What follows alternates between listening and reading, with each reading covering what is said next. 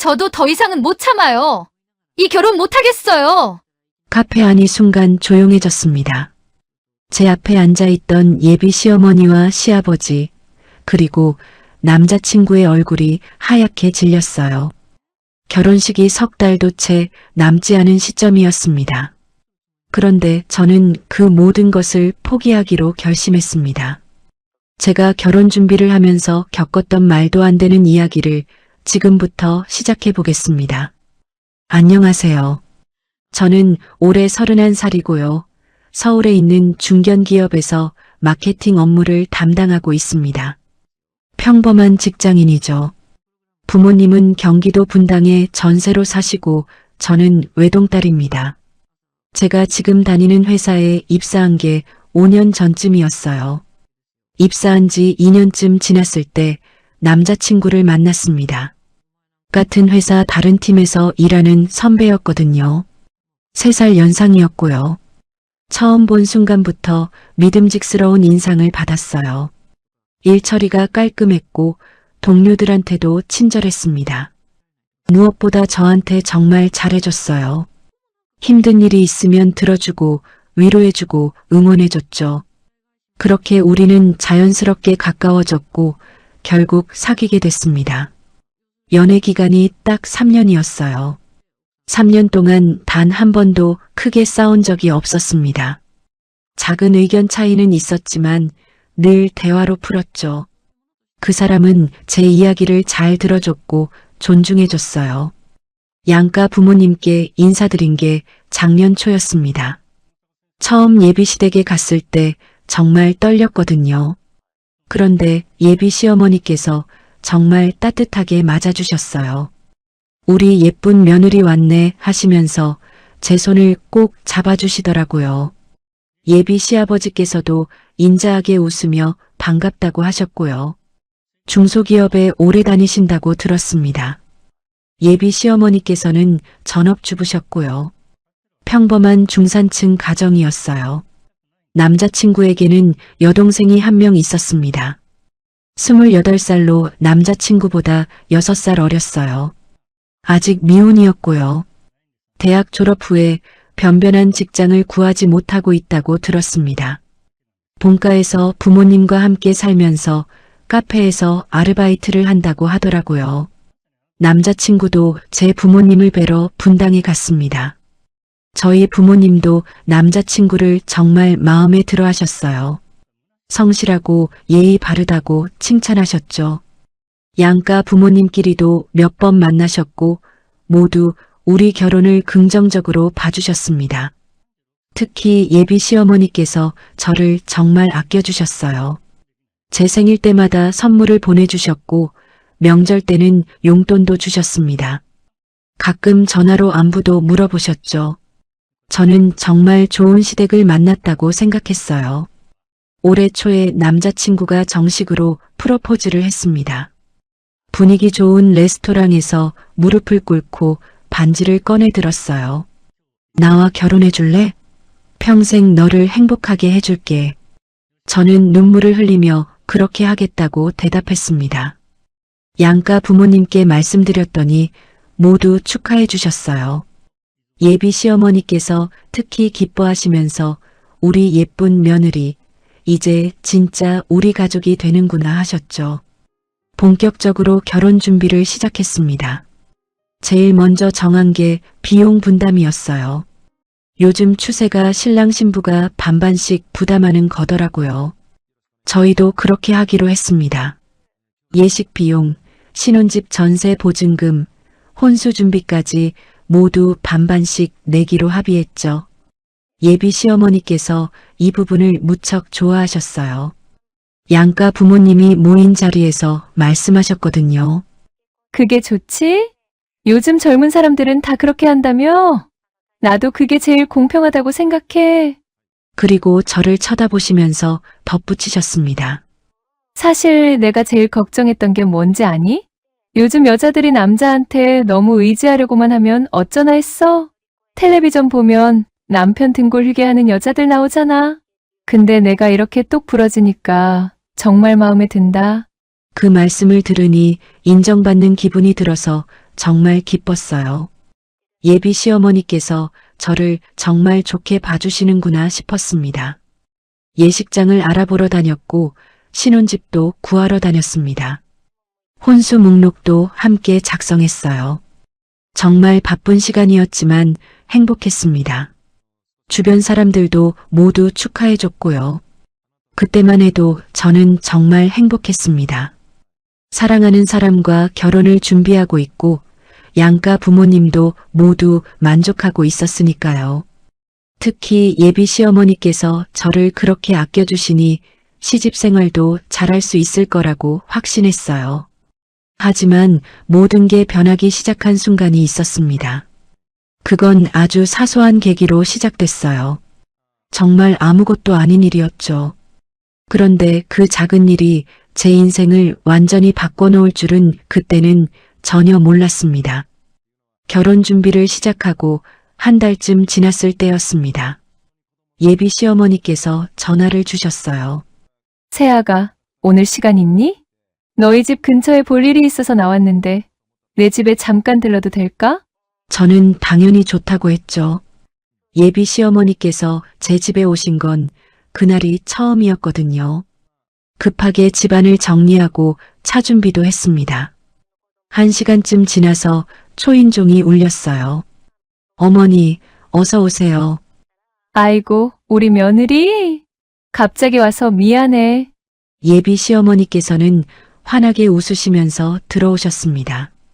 손에는 과일 바구니를 들고 계셨어요. 제가 받으려고 하니까 괜찮다면서 직접 식탁에 올려놓으셨죠. 집이 아담하고 좋네. 혼자 사는 여자 집치고 깔끔하게 잘 정리했어. 감사합니다. 앉으세요. 차 드릴게요. 저는 부엌으로 가서 차를 준비했습니다. 예비 시어머니께서 제 집을 둘러보시는 게 느껴졌어요. 거실이며 방이며 이곳저곳 시선을 보내시더라고요. 뭔가 살펴보시는 것 같았지만 대수롭지 않게 생각했습니다. 예비 며느리 집이 어떤지 궁금하실 수도 있으니까요. 차를 내오면서 이런저런 이야기를 나눴습니다. 요즘 어떻게 지내는지, 회사 일은 어떤지, 그런 일상적인 대화였어요. 예비 시어머니께서는 결혼 준비는 잘 되고 있냐고도 물으셨죠. 네, 덕분에 잘하고 있어요. 어머니께서 많이 도와주셔서요. 아니야, 너희가 알아서 잘하고 있잖아. 요즘 젊은이들은 정말 똑똑해. 그렇게 30분쯤 이야기를 나눴을까요? 저는 화장실에 가고 싶어졌어요. 아침부터 물을 많이 마셔서 그랬나 봅니다. 어머니, 죄송한데 화장실 좀 다녀올게요. 그래, 천천히 다녀와. 저는 화장실로 갔습니다. 이를 보고 손을 씻는데 한 2분 정도 걸렸을 거예요. 그리고 거실로 돌아왔죠. 예비 시어머니께서는 여전히 소파에 앉아 계셨습니다. 차를 드시면서 창밖을 보고 계시더라고요. 평온한 모습이었어요. 하지만 뭔가 미묘하게 달라진 것 같은 느낌이 들었습니다. 표정이랄까요? 눈빛이랄까요? 그냥 제 착각이겠거니 생각했어요. 다시 소파에 앉아서 대화를 이어갔습니다. 어머니, 과일 드세요. 그래, 고마워. 그런데 며느리야, 너 지금 사는 집은 전세지? 네, 맞아요. 보증금이 얼마나 돼? 조금 의외였어요. 갑자기 집 이야기를 꺼내시다니요. 하지만 이상하게 생각하지는 않았습니다. 시어머니가 예비 며느리 경제 상황을 궁금해하실 수도 있으니까요. 2억 5천이에요. 그 정도면 꽤 되네. 혼자 마련했어? 아니요, 부모님이 도와주셨어요. 예비 시어머니께서 고개를 끄덕이셨습니다. 그리고 잠시 말씀이 없으시더니 다시 물으셨어요. 부모님은 분당에 사신다고 했지? 네, 맞아요. 거긴 집값이 비싸잖아. 전세 사셔? 네, 전세요. 사실 이 대화가 조금 이상하다고 느꼈어요. 왜 갑자기 친정 이야기를 이렇게 자세히 물으시나 싶었거든요. 하지만 곧 시댁 식구가 될 뿐이니까 당연히 궁금하실 수도 있다고 생각했습니다. 분당은 좋지? 조용하고 살기 편하고, 우리도 나중에 은퇴하면 그런 데 가서 살고 싶어. 네, 정말 살기 좋더라고요. 그 후로도 한 30분쯤 더 이야기를 나눴습니다. 주로 결혼 준비 이야기였어요. 예식장은 어디로 정했는지, 신혼집은 어느 동네로 구할 건지, 그런 것들이요. 평범한 대화였습니다. 예비 시어머니께서 일어서시면서 이제 가봐야겠다고 하셨어요. 볼일도 봐야 하고 집에도 가야 한다면서요. 저는 현관까지 배웅해 드렸습니다. 오늘 갑자기 와서 미안해. 아니에요. 언제든지 오세요. 그래, 고맙다, 새아가. 예비 시어머니께서 나가시고 문을 닫았습니다. 저는 다시 거실로 돌아와서 차 잔을 치우기 시작했어요. 그때였습니다. 식탁 위에 놓여있던 서류들이 눈에 들어왔죠. 제가 화장실 가기 전에 그 서류들은 분명히 정리해서 한쪽에 쌓아뒀었어요. 그런데 지금 보니 조금 흐트러져 있었습니다. 마치 누군가 펼쳐봤다가 다시 놓은 것처럼요. 서류 중에는 부동산 관련 문서들이 있었어요. 딱히 중요한 건 아니었지만 제 눈길이 갔습니다. 혹시 예비 시어머니께서 이걸 보신 걸까? 아니야, 설마. 그냥 제가 정리를 제대로 안 해놔서 그런 거겠지. 저는 그렇게 생각하며 서류들을 다시 정리했습니다. 그날 이후로 예비 시어머니께서 전화를 자주 하셨어요.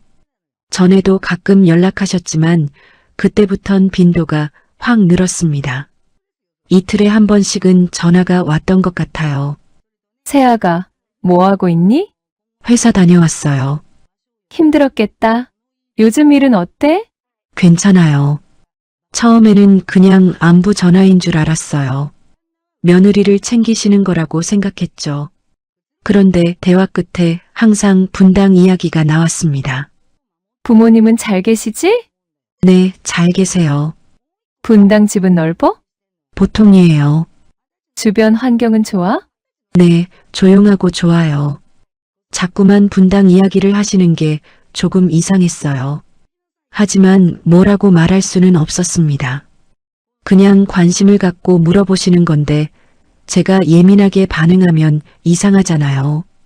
그러다가 일주일쯤 지났을 때였습니다. 양가 부모님이 모두 모이는 식사 자리가 있었어요.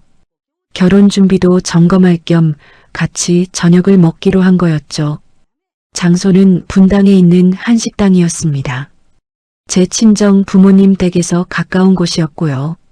저와 남자친구가 먼저 도착했고 조금 있으니까 친정 부모님이 오셨어요. 그리고 10분쯤 후에 예비 시댁 식구들이 도착하셨습니다. 예비 시어머니, 시아버지, 그리고 시동생까지 함께 오셨더라고요. 어머니, 아버지, 안녕하세요. 어서 앉아요. 다들 인사를 나누고 자리에 앉았습니다. 분위기는 화기애애했어요. 양가 부모님끼리도 이제 많이 친해지신 상태였거든요. 음식을 주문하고 이런저런 이야기를 나눴습니다. 식사를 하면서 결혼 준비 이야기가 나왔어요. 예식장은 확정했고 신혼집도 거의 정했다고 말씀드렸죠. 양가 부모님 모두 만족스러워 하셨습니다. 그때였어요. 예비 시어머니께서 저희 어머니한테 물으셨습니다. 사돈댁은 분당에 오래 사셨어요? 네, 한 20년 넘게 살았죠. 아, 그럼 정이 많이 드셨겠네요. 집은 전세시죠? 제 어머니께서 고개를 끄덕이셨어요. 네, 전세요. 이사 다니기 귀찮아서 계속 재계약하면서 살고 있어요. 예비 시어머니께서 웃으시면서 말씀하셨습니다. 요즘 전세도 비싸던데 부담되시겠어요? 그건 좀 그렇죠. 그래도 어쩌겠어요. 저는 그 대화를 들으면서 별 생각이 없었어요. 그냥 일상적인 대화였으니까요. 그런데 그때 아버지께서 말씀하셨습니다. 뭐, 전세 부담은 괜찮아요. 우리 건물에서 월세 나오는 게 있어서요. 순간 식탁이 조용해졌습니다. 예비 시어머니께서 되물으셨습니다. 건물이요? 목소리 톤이 살짝 올라가 있었어요. 아버지께서는 아무렇지도 않게 대답하셨죠. 네, 분당에 작은 상가 건물이 하나 있어요. 젊었을 때 열심히 일해서 모은 돈으로 샀죠. 지금은 그걸로 노후 자금 마련하고 있어요. 그 순간 예비 시어머니의 눈빛이 반짝였습니다. 저는 그걸 분명히 봤어요. 뭔가 계산하는 듯한 표정이었죠. 하지만 금방 환한 미소로 바뀌었습니다. 아, 그러시구나. 장인어른께서 정말 대단하시네요. 자수성가하셨네. 평범한 대화처럼 보였습니다. 하지만 저는 뭔가 미묘한 걸 느꼈어요. 예비 시어머니의 표정이 순간적으로 변했던 게 신경 쓰였거든요. 예비 시아버지께서 물으셨습니다. 그 건물은 어디에 있어요? 분당역 근처요. 작은 건물이에요. 오, 그럼 위치가 좋네요. 몇 층짜리예요? 3층이요. 저는 조금 불편했어요. 왜 이렇게 자세히 물으시나 싶었거든요. 하지만 곧 시댁 식구가 될 분들이니까 궁금하실 수도 있다고 생각했습니다. 예비 시어머니께서 다시 물으셨어요. 그럼 임차인들이 계시겠네요? 어머니께서 대답하셨습니다. 네, 1층에는 카페가 있고요.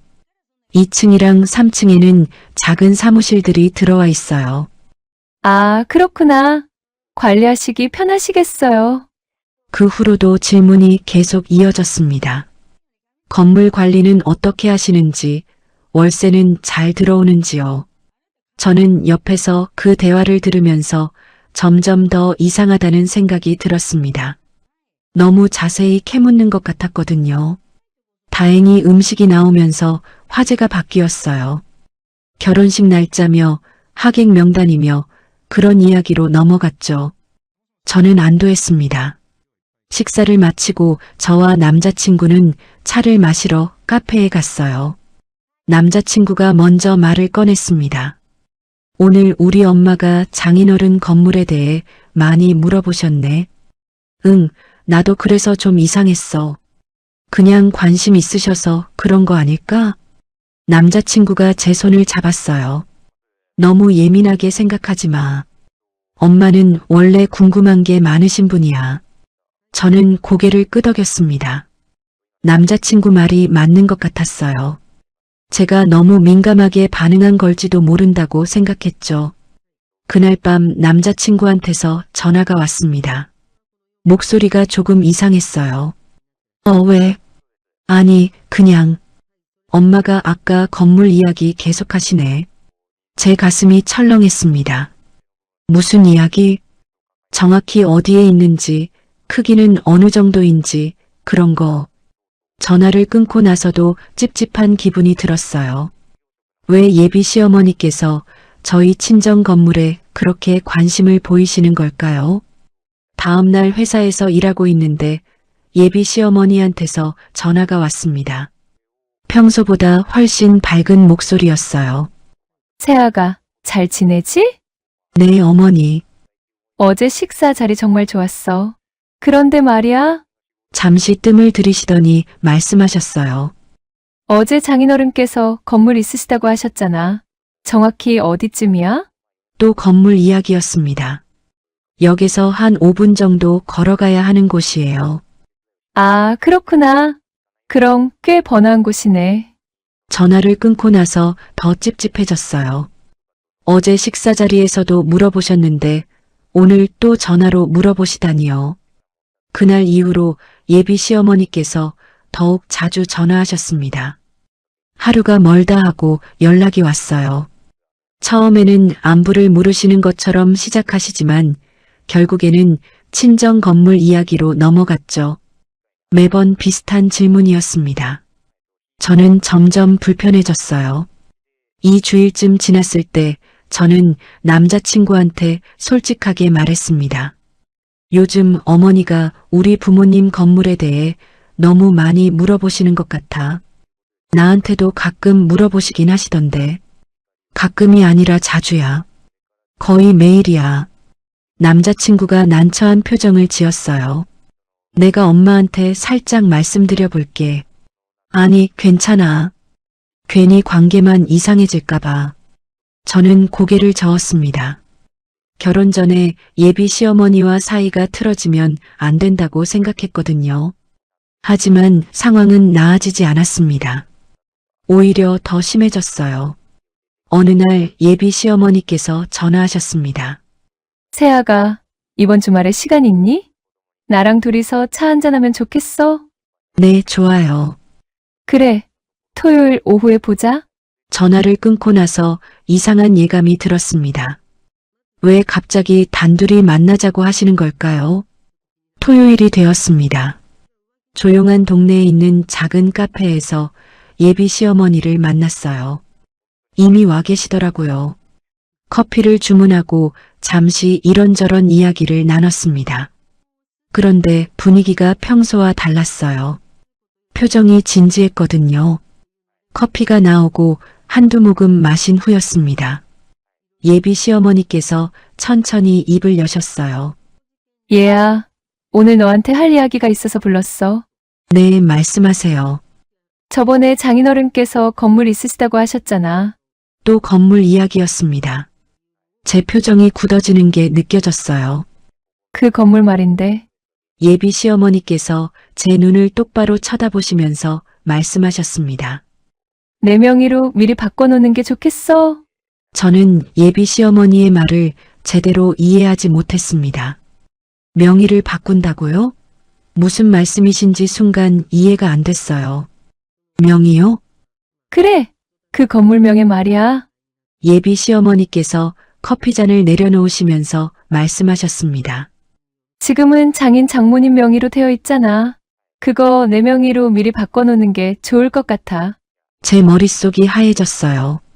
무슨 말씀을 하시는 건지 이해가 안 갔습니다. 왜요? 왜 제 명의로 바꿔야 하는데요? 어차피 나중에 장인 장모님 돌아가시면 내거 되는 거잖아. 넌 외동딸이니까. 예비 시어머니의 말투는 너무나 당연하다는 듯 했습니다. 지금 증여받으면 상속세가 안 나와. 나중에 상속받으면 세금이 엄청 많이 나오거든. 미리미리 정리해 놓는 게 훨씬 현명한 거야. 저는 어안이 벙벙했습니다. 이게 지금 무슨 상황인가 싶었어요. 그건 그런데 어머니, 그건 부모님이 관리하시는 거라. 알아? 알아? 명의만 내 걸로 바꾸는 거지. 관리는 장인 장모님이 계속 하시면 되고. 예비 시어머니께서 제 손을 잡으셨습니다. 며느리야, 이건 너한테 좋은 이야기야. 세금 아끼는 방법이잖아. 결혼 전에 미리 정리하는 게 깔끔하고. 저는 손을 슬쩍 빼면서 말했습니다. 어머니, 그건 제가 결정할 수 있는 문제가 아니에요. 부모님이 결정하실 일이고요. 그러니까 장인 장모님한테 말씀드려봐. 너한테 좋은 일이라고? 예비 시어머니의 목소리에 약간의 압박감이 느껴졌어요. 우리도 결혼 전에 재산 정리하고 들어가는 게 마음 편해. 나중에 복잡해지면 안 되잖아. 저는 당황스러웠습니다. 결혼도 안 했는데 벌써 제 부모님 재산 이야기를 하시다니요. 게다가 명의를 바꾸라니요. 이게 말이 되는 건가요? 어머니, 그건 좀 그런 것 같아요. 제 목소리가 떨렸습니다. 그 건물은 부모님이 평생 모으셔서 사신 거예요. 노후 자금으로 쓰시려고요. 제가 함부로 명의를 바꾼다고 할 수 없어요. 예비 시어머니의 표정이 굳어졌습니다. 환한 미소가 사라지고 차가운 표정으로 바뀌었어요. 그렇게 생각하는구나. 죄송해요, 어머니. 근데 이건 제가 결정할 수 있는 문제가. 알았어, 생각해봐. 예비 시어머니께서 자리에서 일어나셨습니다. 갑자기요. 커피도 다 마시지 않으셨는데 말이에요. 나 먼저 갈게. 어머니, 괜찮아, 천천히 생각해봐. 장인 장모님한테도 말씀드려보고. 예비 시어머니께서 가방을 들고 카페를 나가셨습니다. 저는 그 자리에 멍하니 앉아 있었어요. 무슨 일이 벌어진 건지 정리가 안 됐습니다. 집에 돌아와서도 머릿속이 복잡했어요. 예비 시어머니의 말이 계속 맴돌았습니다. 건물 명의를 제 이름으로 바꾸라고요? 도대체 왜요? 상속세를 아끼기 위해서라고 하셨지만 뭔가 이상했어요. 저녁을 먹으면서도 계속 그 생각만 했습니다. 남자친구한테 이야기해야 하나 말아야 하나 고민했어요. 혹시 제가 오해한 건 아닐까요? 예비 시어머니께서 정말 제 걱정을 해서 하신 말씀일까요? 고민 끝에 남자친구한테 전화했습니다. 오빠, 나 오늘 어머니 만났어. 응, 알아. 엄마가 말씀하셨어. 어땠어? 남자친구의 목소리는 평소와 다름없었어요. 그게 좀 이상한 이야기를 하셔서. 무슨 이야기? 저는 오늘 있었던 일을 남자친구한테 다 이야기했습니다. 예비 시어머니께서 친정 건물 명의를 제 이름으로 바꾸라고 하셨다고요. 상속세를 아끼기 위해서라면서요. 남자친구는 잠시 말이 없었습니다. 그러더니 조심스럽게 말했어요. 엄마가 그런 말씀을 하셨어? 응. 나 너무 당황스러웠어. 남자친구가 한숨을 쉬는 소리가 들렸습니다. 엄마가 내 생각해서 그러신 거 아닐까? 상속세 문제는 진짜 심각하거든. 나중에 엄청 많이 나올 수도 있어. 그 말을 듣는 순간 제 가슴이 철렁했습니다. 오빠도 그렇게 생각해? 아니, 그게 아니라 엄마 입장에서는 내 걱정을 하신 것 같아서. 근데 이건 우리 부모님 재산이잖아. 내가 함부로 명의를 바꾼다고 할 수 없어. 그건 맞지. 근데 너도 외동딸이니까 나중에 내 거 되는 거잖아. 남자친구의 말투가 조금 이상했어요. 마치 예비 시어머니 편을 드는 것 같았습니다. 오빠, 지금 그게 중요한 게 아니잖아. 결혼도 안 했는데 벌써 이런 이야기를 하시는 게 이상하다고. 알아. 근데 엄마는 원래 계획적이신 분이야. 미리미리 정리하시는 걸 좋아하시거든. 저는 할 말을 잃었습니다. 남자친구가 제 마음을 이해하지 못한다는 게 느껴졌어요. 나 좀 이해가 안 가. 자기야, 너무 예민하게 받아들이지 마. 엄마는 나쁜 의도가 아니실 거야. 전화를 끊고 나서 더 답답해졌습니다. 남자친구조차 제 편이 아닌 것 같았어요.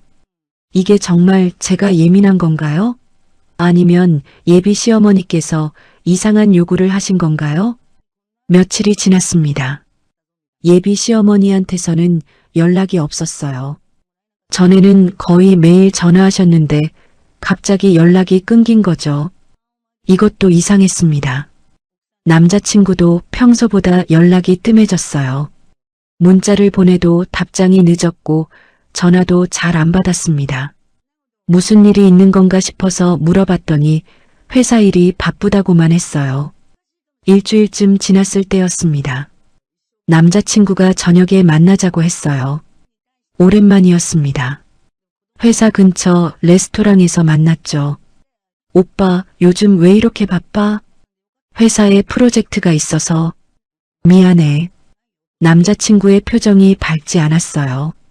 뭔가 고민이 있는 것 같았습니다. 무슨 일 있어? 아니, 그게.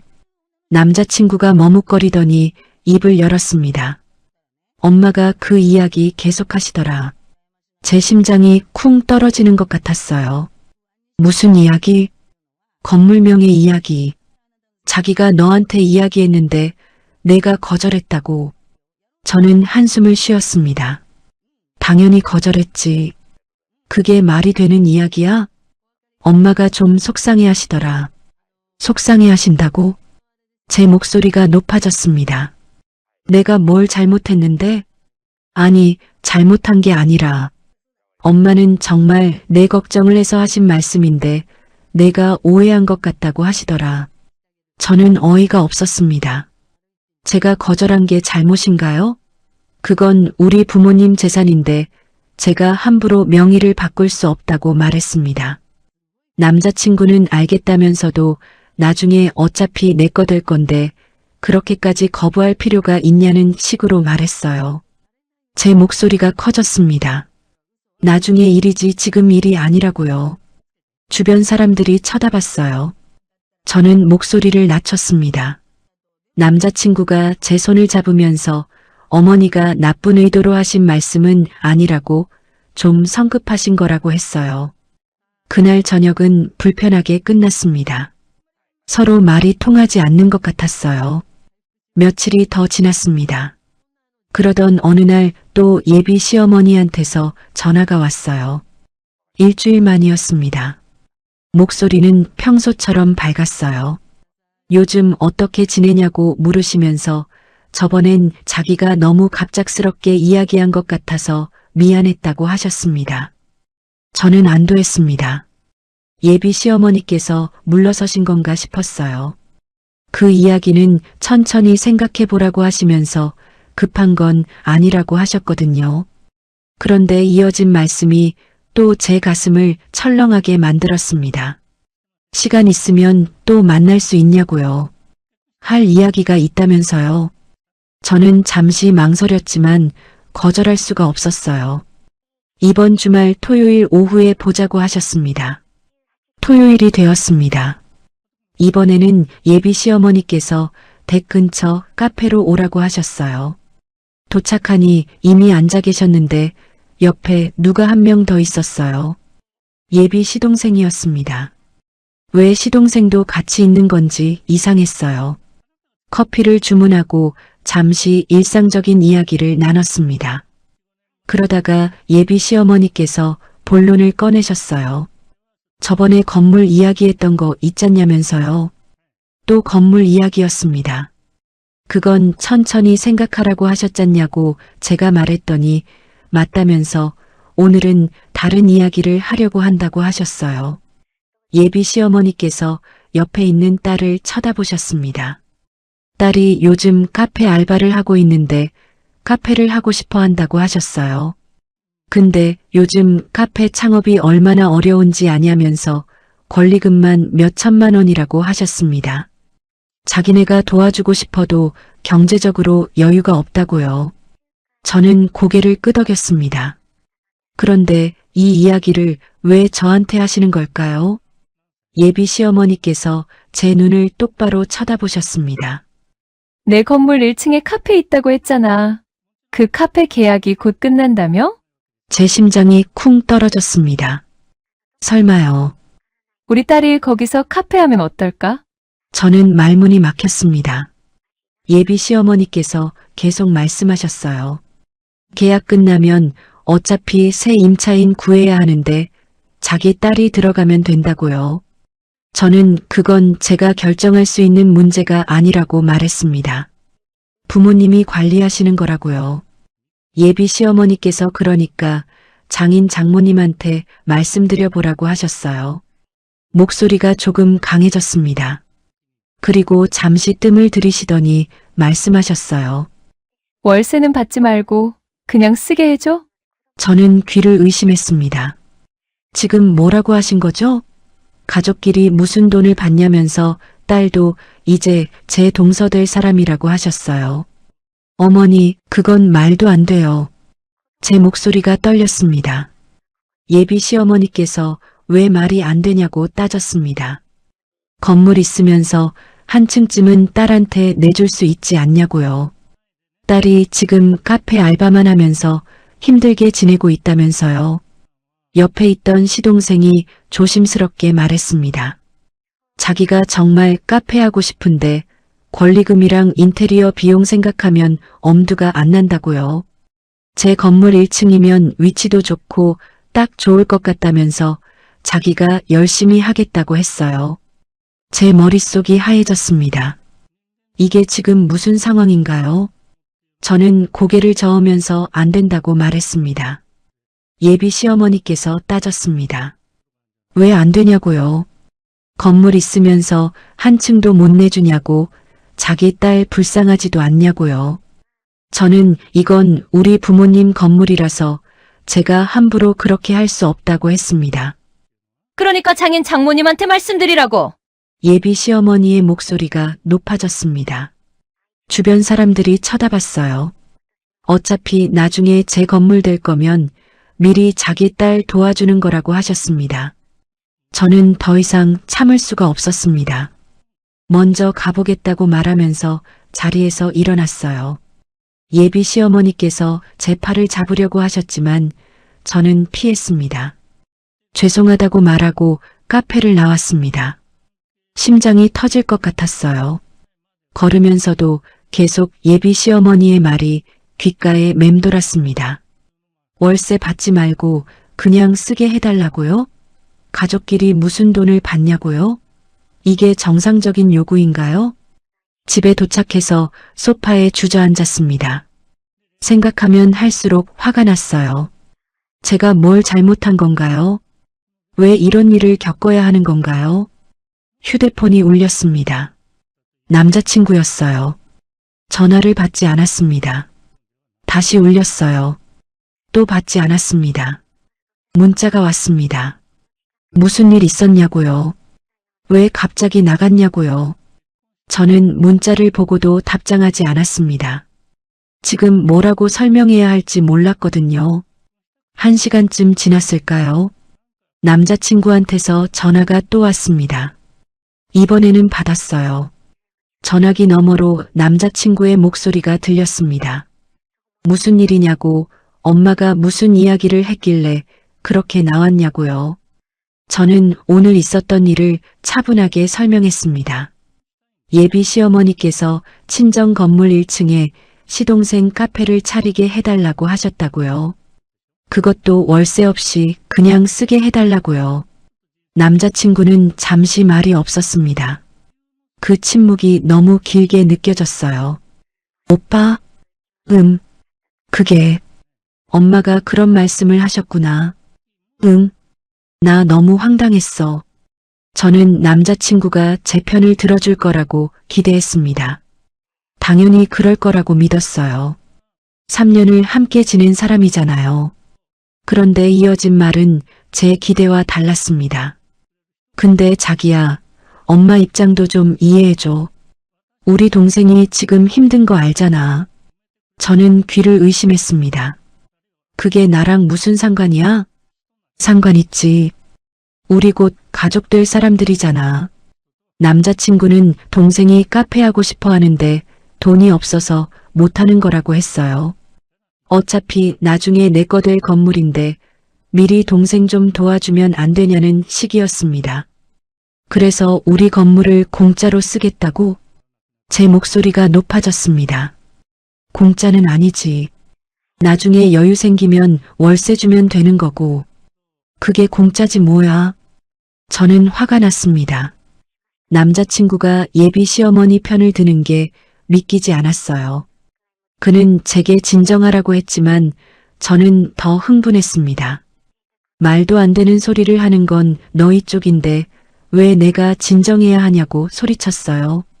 말도 안 되는 소리라니. 가족끼리 서로 도와주는 게 뭐가 이상해? 우리는 아직 결혼도 안 했고 그 건물은 우리 부모님 거라고 말했지만 남자친구는 듣지 않았습니다. 나중에 내 거 될 거면 미리 동생 도와주면 안 되냐는 말만 반복했어요.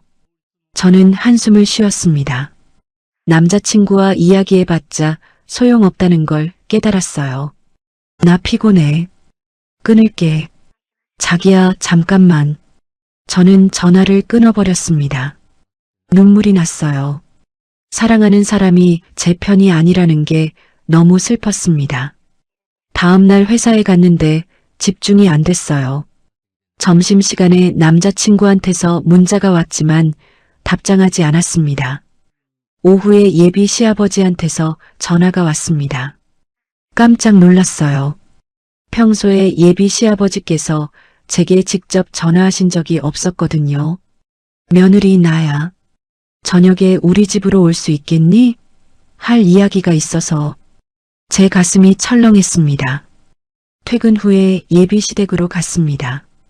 문을 열고 들어가니 예비 시어머니와 시아버지 그리고 시동생까지 모두 거실에 앉아 계셨어요. 마치 저를 기다리고 있었다는 듯이요. 저는 조심스럽게 소파에 앉았습니다. 분위기가 무거웠어요. 예비 시아버지께서 입을 여셨습니다.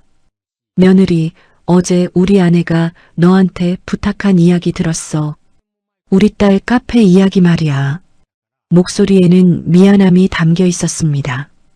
큰애 결혼시키느라 돈을 많이 써서 작은애한테 해줄 게 없다는 거예요.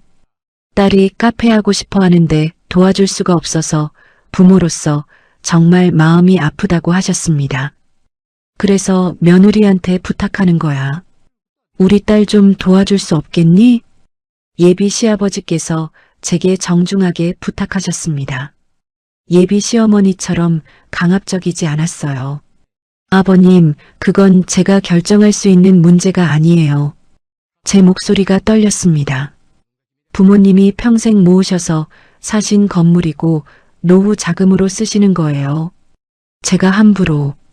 예비 시아버지의 표정이 굳어졌습니다. 그럼 장인 장모님한테 말씀드려봐. 그것도 어렵다고 말하려는 순간 예비 시어머니께서 끼어드셨습니다. 며느리야, 너 지금 우리 식구 생각은 하나도 안 하는구나. 곧 한 가족이 될 사람들인데. 아니에요. 그게 아니라. 그럼 뭐야? 건물 있으면서 한 층도 못 내주면서 무슨 가족이야? 예비 시어머니의 목소리가 점점 날카로워졌습니다. 저는 눈물이 날 것 같았어요.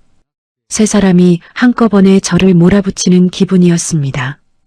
그때 현관문이 열렸습니다. 남자친구가 들어왔어요. 저를 보더니 놀란 표정을 지었습니다. 예비 시어머니께서 아들한테 말씀하셨어요. 너희 며느리가 우리 딸 도와줄 생각이 없대. 내가 좀 설득해봐. 남자친구가 저를 쳐다봤습니다. 그 눈빛이 복잡해 보였어요. 자기야, 우리 잠깐 나가서 이야기하자. 남자친구와 저는 밖으로 나왔습니다. 아파트 단지 벤치에 앉았어요. 한동안 둘 다 말이 없었습니다. 미안. 엄마 아빠가 너무 심하셨어. 남자친구가 먼저 입을 열었습니다. 오빠도 그렇게 생각해? 응. 좀 과했어. 근데 남자친구가 머뭇거렸습니다.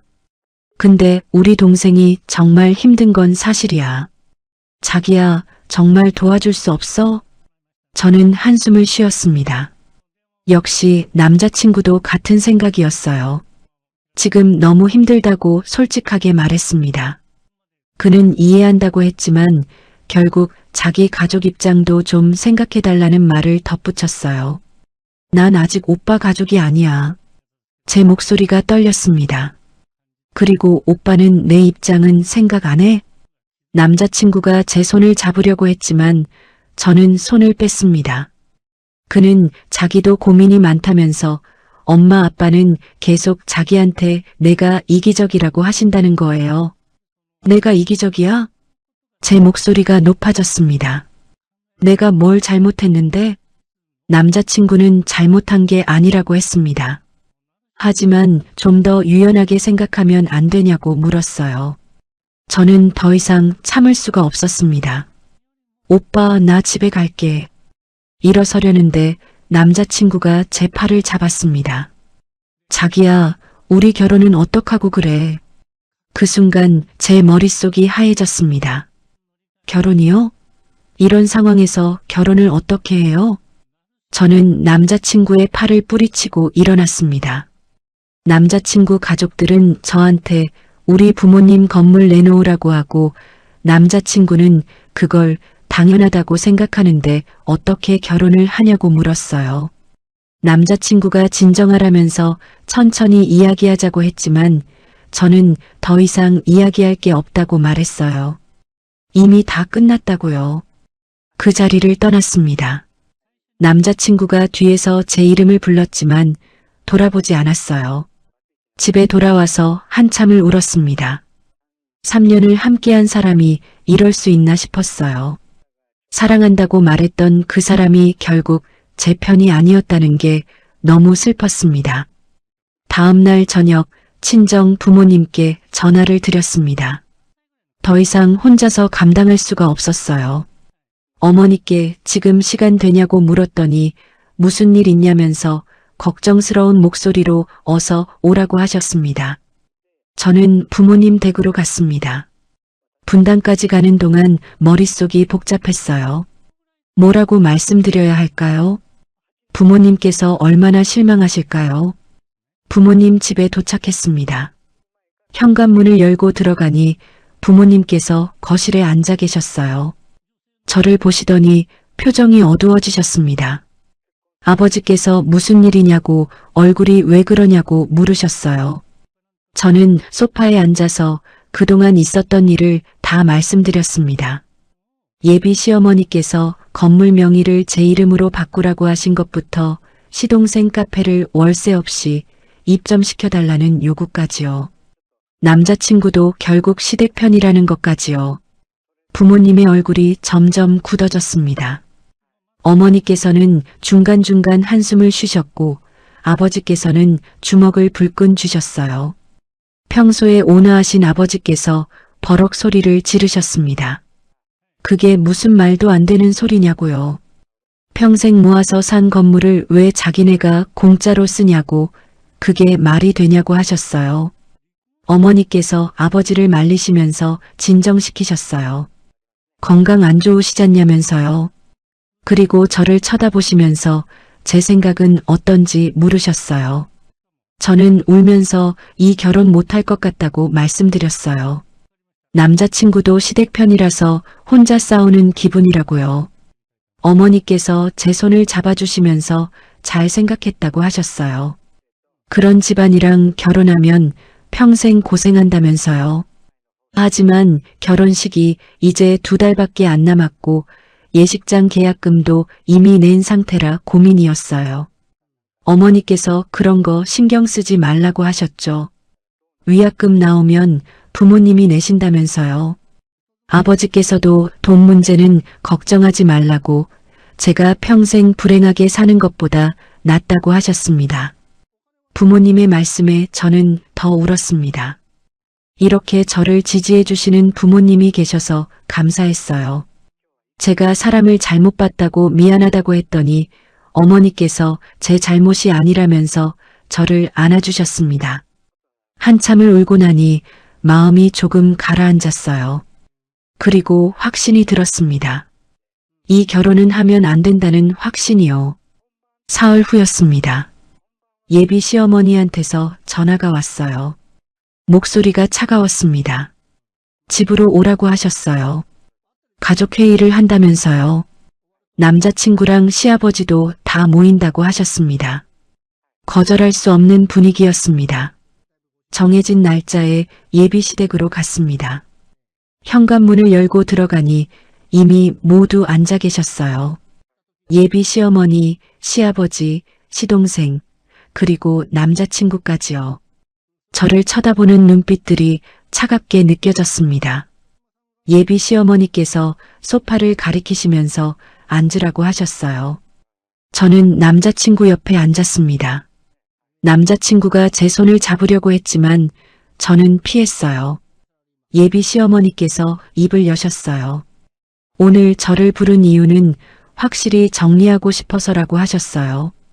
딸 카페 이야기를 계속 거절하고 있는데 이유가 뭐냐고 물으시더라고요. 목소리에는 날이 서 있었어요. 저는 말씀드렸잖냐고, 그건 우리 부모님 건물이라고 대답했습니다. 예비 시어머니께서 그러니까 장인 장모님한테 말씀드렸냐고 다그치셨어요. 저는 말씀 안 드렸다고 했어요. 왜 안 드리냐고 하시길래 그럴 수 없다고 말했어요. 제 목소리도 단호해졌습니다. 부모님이 평생 모으신 건물인데 제가 어떻게 그런 말씀을 드리냐고요. 예비 시아버지께서 끼어드셨습니다. 무리한 부탁하는 거 아는데 딸 생각 좀 해달라고, 카페 하고 싶어서 얼마나 힘들어하는지 모른다고요. 옆에 있던 시동생이 눈물을 글썽이면서 얘기했어요. 자기 정말 간절하다면서요. 하지만 저는 단호하게 고개를 저었습니다. 안 된다고, 정말 죄송하지만 안 된다고 말했어요. 그 순간 예비 시어머니께서 벌떡 일어났습니다. 결국 저는 자기네 식구 생각은 하나도 안 하는 거라면서 소리를 지르셨어요. 건물 있으면서 한 층도 못 내주면서 무슨 가족이냐고요. 저도 더 이상 참을 수 없었습니다. 자리에서 일어나면서 말했어요. 어머니, 저도 더 이상은 못 참겠어요. 제 목소리도 높아졌습니다. 처음부터 제 재산이 목적이셨죠? 건물 알기 전에는 저한테 그렇게 잘하시더니 예비 시어머니의 얼굴이 빨개졌습니다. 지금 뭐라고 했냐고 소리치셨어요. 건물 있다고 하신 다음부터 어머니 태도가 완전히 달라지셨다고요. 남자친구가 저를 말렸습니다. 진정하라면서 엄마한테 왜 그러냐고요. 저는 남자친구를 쳐다봤습니다. 오빠는 왜 나한테 그러냐고, 왜 자꾸 엄마 편만 드냐고 물었어요. 남자친구는 엄마 편 드는 게 아니라면서 그냥 좀 유연하게 생각하면 안 되냐고 하더군요. 저는 비웃었어요. 우리 부모님 건물 공짜로 내놓으라는 게 유연한 거냐고요. 예비 시어머니께서 소리쳤습니다. 제가 이기적이라고요. 건물 있으면서 나눌 줄도 모른다고 하셨어요. 저는 떨리는 목소리로 물었습니다. 제가 뭘 잘못했냐고요. 제 부모님 재산을 지키는 게 이기적이냐고요. 예비 시어머니께서 그렇다고 하셨어요. 곧 한 가족이 될 사람들한테 그것도 못 나눠주면 이기적인 거라면서요. 저는 더 이상 참을 수 없었습니다. 자리에서 벌떡 일어났어요. 좋아요. 그럼 저 이 결혼 못하겠어요. 순간 거실이 조용해졌습니다. 모두가 저를 쳐다봤어요. 믿을 수 없다는 표정들이었습니다. 남자친구가 벌떡 일어나서 제 팔을 잡았어요. 무슨 소리냐고, 결혼식이 2달 앞인데 지금 파혼이라도 하자는 거냐고 물었어요. 저는 고개를 끄덕였습니다. 그렇다고요. 더 이상 이 결혼 못하겠다고요. 예비 시어머니께서 정신을 차리시더니 제게 소리를 지르기 시작했습니다. 지금 장난하냐고, 결혼식 준비 다 해놓고 이제 와서 무슨 소리냐고요. 예식장 계약금은 어쩌고 하객들한테는 뭐라고 하냐고 다그치셨어요. 저는 침착하게 대답했습니다. 위약금은 제가 부담하겠다고요. 하객들한테는 제가 직접 연락하겠다고 말했습니다.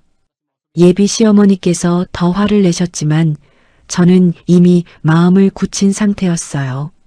남자친구가 저를 밖으로 끌고 나갔습니다. 아파트 복도에서 우리는 마주 섰어요. 남자친구의 눈에는 당황스러움과 화가 섞여 있었습니다. 자기야, 정신 차려. 우리 3년을 사귀었잖아. 이렇게 끝낼 거야? 오빠, 나는 지금 3년을 사귀어서 더 슬퍼. 내가 사랑했던 사람이 이럴 줄 몰랐어. 제 목소리는 차분했지만 단호했습니다. 오빠는 내 편이 되어줄 거라고 믿었어. 근데 오빠는 끝까지 엄마 편이었잖아. 남자친구가 뭐라고 변명하려고 했지만 저는 더 이상 듣고 싶지 않았습니다. 정말 끝이라고 말하고 그 자리를 떠났어요. 남자친구가 뒤에서 제 이름을 불렀지만 돌아보지 않았습니다. 다음 날부터 정리 작업이 시작됐습니다. 예식장에 연락해서 계약 취소를 했어요. 위약금이 꽤 나왔지만 어쩔 수 없었습니다. 부모님께서 내겠다고 하셨지만 저는 제가 낸다고 고집했어요. 제 결혼이었으니까요. 하객들한테 일일이 연락을 돌렸습니다. 결혼이 취소됐다고요. 친구들은 무슨 일이냐고 물었지만 자세히 설명하지 않았어요. 그냥 서로 맞지 않아서 헤어졌다고만 말했습니다. 가장 힘든 건 회사 생활이었습니다. 남자친구와 같은 회사에 다니니까 계속 마주칠 수밖에 없었어요. 복도에서 마주치면 서로 눈을 피했습니다. 어색하고 불편했지만 참아야 했어요. 한 달쯤 지났을 때 남자친구가 퇴사했다는 소식을 들었습니다. 다른 회사로 이직했다고 하더라고요. 그 소식을 듣고 한편으로는 안도했어요. 이제 회사에서라도 마주치지 않아도 되니까요. 예비 시어머니한테서는 몇 번 전화가 왔습니다. 처음에는 화가 난 목소리로 위약금을 왜 다 안 내주냐고 따졌어요.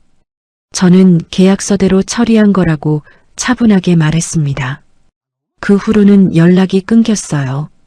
시간이 흐르면서 제 마음도 점점 회복됐습니다. 처음 한두 달은 정말 힘들었어요. 3년을 함께한 사람과 헤어진다는 게 쉽지 않았거든요. 밤마다 울었고 후회도 했습니다. 제가 너무 고집을 부린 건 아닐까, 좀 더 양보할 걸 그랬나 하는 생각도 들었어요. 하지만 시간이 지나면서 제 선택이 옳았다는 확신이 들었습니다. 만약 그때 결혼했다면 평생 시댁의 요구를 들어주며 살았을 거예요.